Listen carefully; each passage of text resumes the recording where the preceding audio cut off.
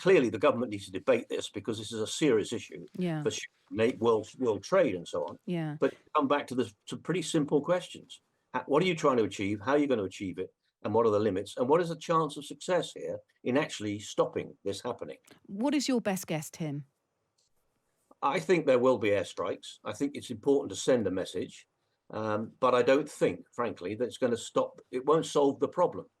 And politically, of course, what you're doing is putting a pretty strong marker on the table in terms of what's happening in Israel and Israel and Gaza and so on. I wonder about the suite of options available. I mean, we should say we don't know what we're going to get, but we expect that we will get. The suggestion is that the UK and the United States are preparing to launch military strikes against Houthi rebels in Yemen. That is what we're being told. Just tell us what that looks like from a military point of view. What are we talking about here? Yeah, well, I think you've alluded to already, really. Speculation in some respects is not helpful. I mean, waiting for whatever the announcement is. But the bottom line is that clearly a lot of people are worried, including the UK, US, and indeed other nations like Saudi Arabia, about what the Houthis are doing in terms of attacking the shipping off their land coast. We've got military assets there, naval assets there, which have been shooting down drones. The problem is that drones are plentiful and very cheap. Missiles on expensive ships are very expensive, and we don't have very many of them. So you can't just sit out there trying to shoot everything down. So if you're really serious about doing something, we'll come back to that in a moment, then you either have to use air to take on targets on the mainland in the Yemen, or you have to use land forces. Now, nobody's going to want to put land forces into Yemen, but we have to ask the question, and the government presumably are debating exactly this, is what exactly are they trying to achieve here? And what are the limits to what they are prepared to do? And then how do you find these drones? Now, you can attack air bases in inverted commas. I mean, these are not, Heathrow airports that are sitting in Yemen or RAF bases. They're relatively So small. these But are the we'll know where launch they are. pads effectively Yeah, in exactly. Yemen that the Houthi Yeah. rebels are using, and they are using missiles, predominantly drones, but these are the launch pads used by the Yeah. Houthis effectively. Yeah, they're the equivalent of the V1, the V2 sites, the V1 sites in World War II. But they're very difficult to find, and they're very difficult to destroy all of them. And it's not going to be easy to stop this happening completely.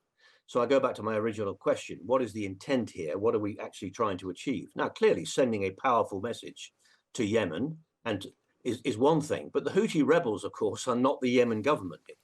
We know the Saudis have been involved working with the Yemen government, and indeed with the US and others and ourselves, providing systems and so on to deal with these rebels. But Iran is arming them. They're giving them plentiful supplies of these drones and missiles.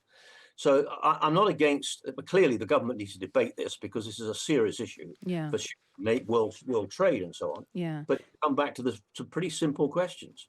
What are you trying to achieve? How are you going to achieve it? And what are the limits? And what is the chance of success here in actually stopping this happening? What is your best guess, Tim? I think there will be airstrikes. I think it's important to send a message. But I don't think, frankly, that it's going to stop. It won't solve the problem.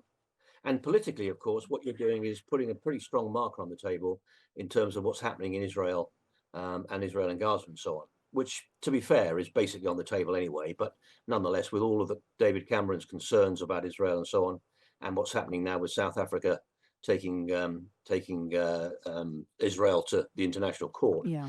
you're very clearly laying down markers here. But I do think there will be some air attacks.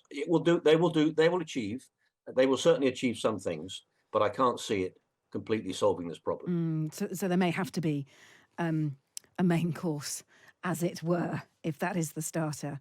Look, thank you so much, Major General Tim Cross. Thank you, retired British Army officer, military logistics expert, just to get his view on that. And of course, we'll keep across this story. We know that there's a cabinet meeting going on as we speak, and we understand the UK and the United States are preparing to launch military strikes against Houthi rebels in Yemen. Any more on that, and we'll bring you it as soon as we can here on the show. And we will return to this story. We'll get the view from Washington as well, because I think this will be in coordination, most likely, with the USA.